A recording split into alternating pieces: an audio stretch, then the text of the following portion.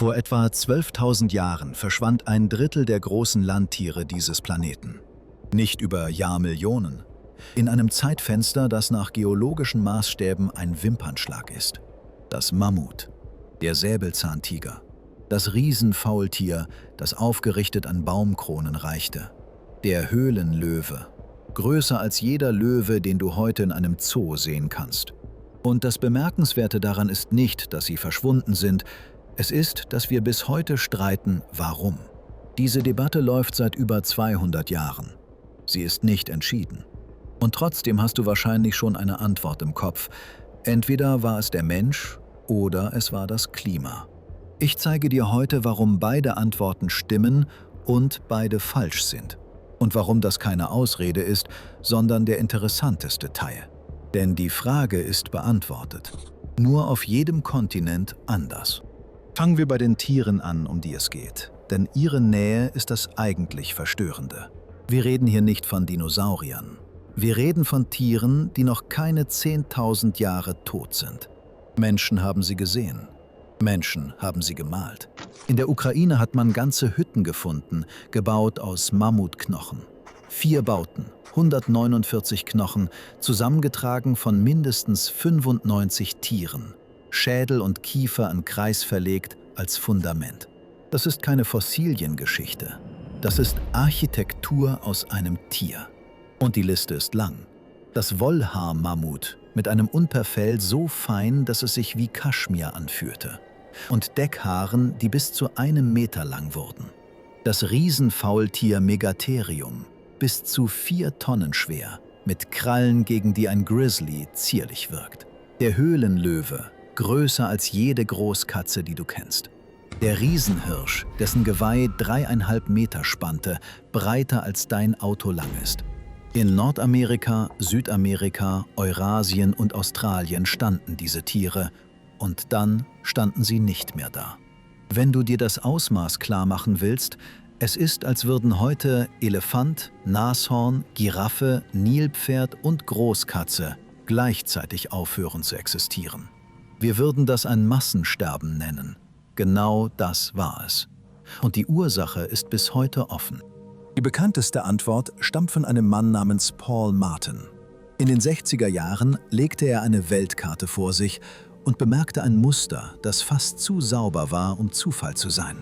Überall dort, wo der moderne Mensch zum ersten Mal auftauchte, verstummte die Natur kurz danach. Australien. Menschen kommen an, die riesigen Beuteltiere verschwinden. Nordamerika. Menschen überqueren die Beringstraße und innerhalb weniger 1000 Jahre sind Mammut, Mastodon und Riesenfaultier weg. Inseln im Pazifik, zuletzt besiedelt, zuletzt entvölkert. Martin nannte das die Overkill-Hypothese. Und sie hat eine Eleganz, die man nicht wegdiskutieren kann. Ein einziger Faktor erklärt ein weltweites Muster. Dazu kommt ein Argument, das oft übersehen wird. Diese Tiere kannten uns nicht. In Afrika, wo sich Mensch und Megafauna gemeinsam entwickelt haben, überlebte die Megafauna. Elefant, Nashorn, Nilpferd, Löwe stehen bis heute dort. Überall sonst traf ein Jäger auf Tiere, die keine evolutionäre Vorsicht vor einem kleinen zweibeinigen Primaten hatten. Sie liefen nicht weg, weil es keinen Grund gab, wegzulaufen. Ein Jäger, dem die Beute entgegenschaut, statt zu fliehen, braucht keine gute Technik. Er braucht nur Zeit. Das ist ein starkes Argument. Und es hat ein Loch. Das Loch ist eine Rechenaufgabe. Es gab zu wenige Menschen. Die Bevölkerung am Ende der letzten Eiszeit war winzig. Schätzungen für ganz Europa liegen im niedrigen 6-stelligen Bereich, verteilt über einen Kontinent. Diese Menschen jagten zu Fuß, mit Speeren aus Holz und Stein, ohne Pferde, ohne Räder, ohne Metall. Und sie sollen eine Population von Tieren ausgelöscht haben, die über Millionen Quadratkilometer verteilt war, in Herden lebte und sich fortpflanzte. Rein rechnerisch ist das schwer zu halten. Dazu kommt das zweite Gegenargument und es wiegt schwerer. Klimawandel gab es vorher schon. In den letzten 2,5 Millionen Jahren sind Eiszeiten wiederholt gekommen und gegangen, Dutzende Male, mit Temperatursprüngen, die den Kontinenten ein völlig neues Gesicht gaben. Die Megafauna hat diese Zyklen überstanden. Jeden einzelnen, bis zu dem letzten. Und genau deshalb ist die Klimaerklärung allein ebenfalls unbefriedigend. Wenn das Klima sie tötete, warum ausgerechnet dieses Mal? Was wir also haben, sind zwei Erklärungen, die beide plausibel sind und beide an derselben Stelle brechen. Die Mehrheit der Fachwelt akzeptiert inzwischen mindestens eine Mitwirkung des Menschen. Strittig bleibt das Gewicht. Und an dieser Stelle passiert etwas Merkwürdiges. Die große Übersichtsarbeit von 2024, die zusammenträgt, was wir weltweit haben, kommt zu einem klaren Ergebnis. Kaum Anhalt für einen wesentlichen Einfluss des Klimas. Dafür starke und wachsende Belege für den Menschen. Auf der Weltkarte wird das Bild also schärfer, nicht unschärfer. Nur, je näher du an einen einzelnen Kontinent herangehst, desto weniger bleibt davon übrig. Und genau da wird es interessant. Und jetzt kommt der Teil, den fast niemand erzählt und der die ganze Frage umdreht. Wir behandeln das Ganze wie eine Frage. Warum starb die Megafauna aus? Eine Frage, eine Antwort. Aber die Beweislage ist nicht überall gleich. Sie ist auf 3 Kontinenten dramatisch unterschiedlich und das verändert alles. Erster Fall, Neuseeland. Die Moa, flugunfähige Vögel, der größte, über 3 Meter hoch. Menschen erreichten Neuseeland erst vor etwa 700 Jahren. Für die Archäologie ist das gestern. Und was sie hinterlassen haben, ist erdrückend. Kochgruben voller Moa-Knochen, Lagerplätze, Werkzeuge, Eierschalen, systematische Verwertung. Hier gibt es so viel Belegmaterial für Bejagung, dass Overkill als Hauptursache gilt. Das ist kein Streit, das ist ein Befund. Und legt das kurz neben das Argument von vorhin, es habe zu wenige Menschen gegeben. Die Dichte lag hier nie über einem Menschen pro 100 Quadratkilometer. Trotzdem war in unter 150 Jahren eine ganze Vogelordnung weg. Und Neuseeland liefert noch etwas, das du dir merken solltest, weil es zeigt, wie weit so ein Eingriff reicht. Über den Moa flog der größte Adler, den es je gegeben hat. Der Haastadler. 10 bis 15 Kilogramm. Der schwerste heute lebende Adler bringt 9 auf die Waage. Dieses Tier hat Moa geschlagen, die bis zu 15 Mal so schwer waren wie es selbst. Stell dir einen Greifvogel vor, der aus dem Sturzflug ein Tier von 200 Kilo tötet. Der Haastadler verschwand um 1445, praktisch zeitgleich mit dem letzten Moa. Niemand hat ihn gejagt. Er ist gestorben, weil das, wovon er lebte, weg war. Das ist der Punkt, den man an Neuseeland lernen kann. Ein Eingriff trifft nicht eine Art. Er trifft ein Gefüge. Zweiter Fall, Nordamerika. Hier gibt es unbestrittene Schlachtplätze. Stellen, an denen ein Mammut oder ein Mastodon von Menschen zerlegt wurde, mit Speerspitzen zwischen den Rippen. Sie existieren. Aber die Belegdichte ist deutlich dünner, und zwar messbar. 2 Archäologen haben 76 beanspruchte Fundstellen einzeln durchgeprüft. Übrig blieben 14, an denen der Nachweis wirklich hält. 12 Mammuts, 2 Mastodons. 14. Über einen Doppelkontinent und mehrere Jahrtausende. Das beweist, dass Menschen diese Tiere getötet haben. Es beweist nicht, dass sie alle getötet haben. Der Unterschied ist derselbe wie zwischen der Aussage „Menschen essen Rind“ und der Aussage „Menschen haben die Rinder ausgerottet“. Und dritter Fall, Australien. Und hier wird es unbequem. Die australische Archäologie hat bis heute keinen überzeugenden Nachweis für die Bejagung von Megafauna erbracht. Nicht wenige, keinen. Eine Übersichtsarbeit vom Oktober 2025 hat die 4 meistzitierten Belege einzeln auseinandergenommen. Und von keinem blieb etwas übrig, das eine Jagd beweist.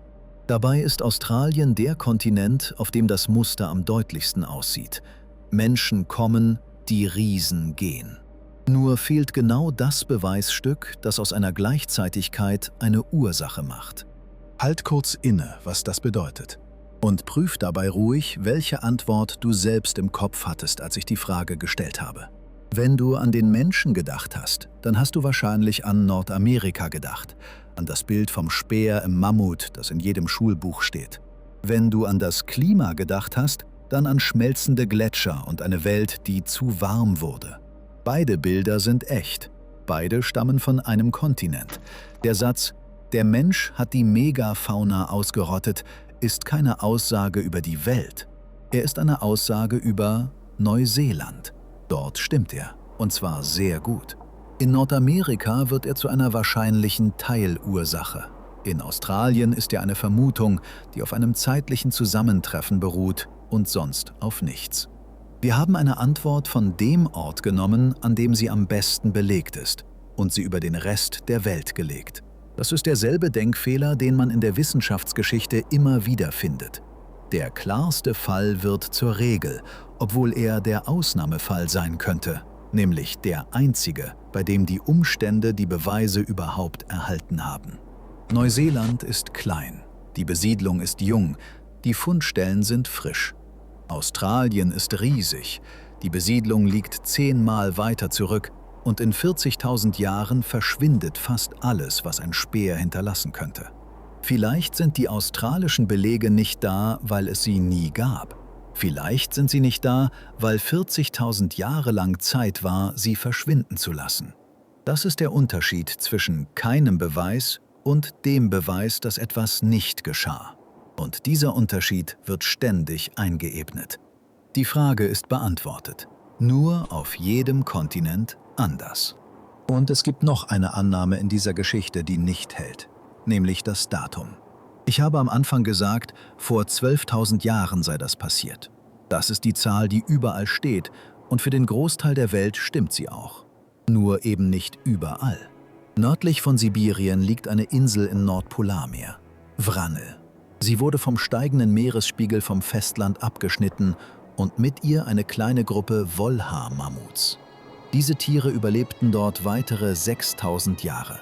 Als das letzte Mammut auf Wrangel starb, standen die Pyramiden von Gizeh bereits. In Mesopotamien wurde geschrieben. Die Bronzezeit lief. Es gab eine Zeit, in der Menschen Städte bauten und gleichzeitig Mammuts existierten. Nur nicht am selben Ort. Und jetzt wird es für unsere Frage richtig interessant. Lange galt als ausgemacht, warum diese letzte Population verschwand. Eine winzige Gruppe, über Generationen mit sich selbst verpaart, bis das Erbgut zusammenbrach.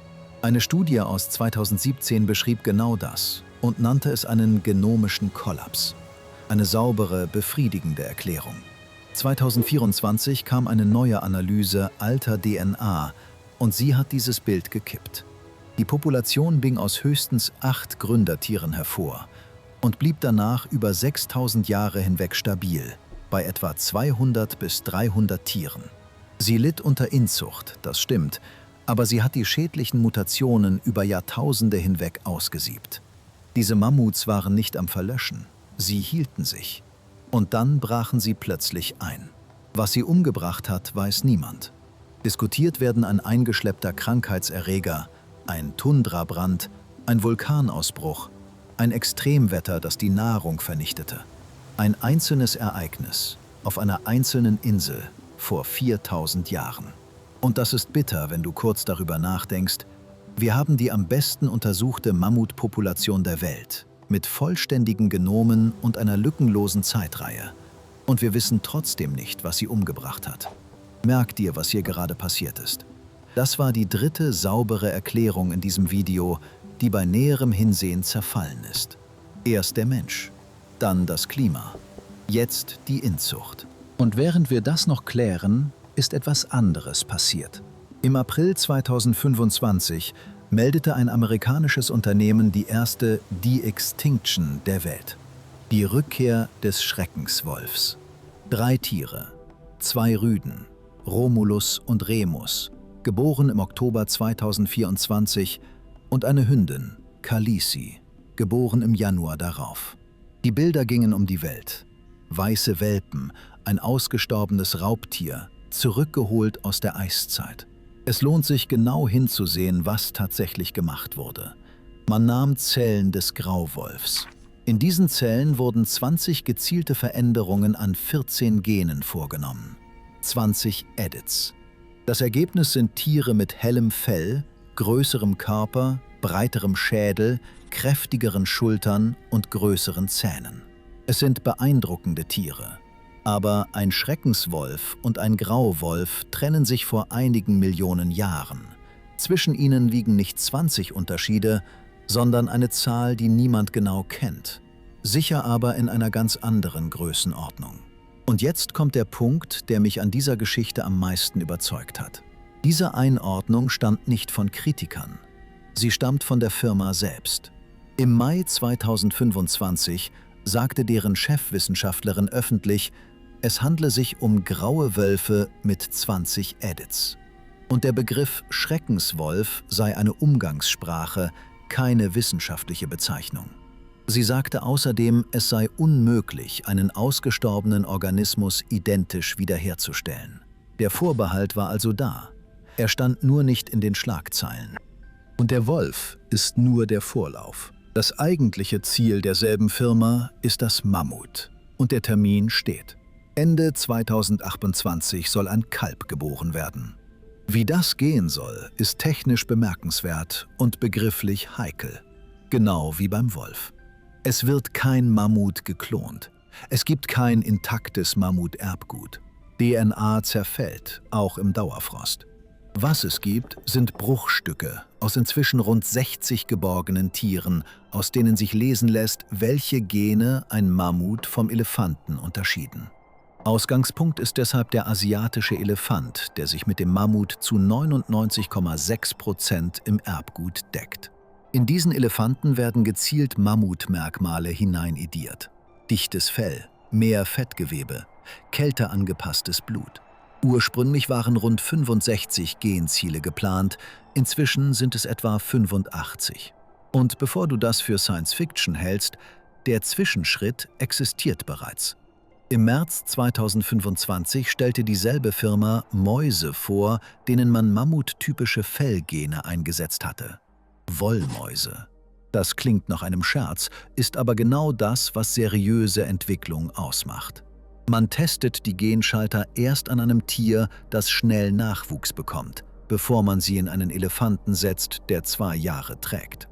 Was am Ende steht, ist also ein asiatischer Elefant, der aussieht und funktioniert wie ein Mammut. Kein zurückgeholtes Mammut. Und die Begründung dafür ist besser, als du vielleicht erwartest. Es geht nicht um ein Museumsstück. Als die großen Kältetiere aus dem Norden verschwanden, verschwand mit ihnen die Steppe, die sie offen gehalten haben. Eine Landschaft, die kohlenstoffgebunden und den Boden gefroren gehalten hat. Die Idee ist, dieses Ökosystem zurückzuholen, mit dem Tier als Werkzeug. Das ist ein ernstzunehmendes Argument. Es setzt nur voraus, dass wir wissen, warum die Steppe verschwunden ist. Und genau das ist die Frage, über die wir seit 200 Jahren streiten. Wir haben also die Fähigkeit, ein Tier zu bauen, bevor wir beantwortet haben, warum das Original weg ist. Und wenn die Antwort der Mensch ist, auch nur teilweise, auch nur auf einem Kontinent, dann ist die Rückzüchtung nicht die Reparatur des Fehlers. Sie ist eine sehr aufwendige Art, ihn nicht anzusehen. Vor 12.000 Jahren standen Tiere auf diesem Planeten, gegen die alles, was heute an Land lebt, klein wirkt. Menschen haben sie gesehen. Menschen haben in ihren Knochen gewohnt. Und dann waren sie weg. Die Frage ist beantwortet. Nur auf jedem Kontinent anders.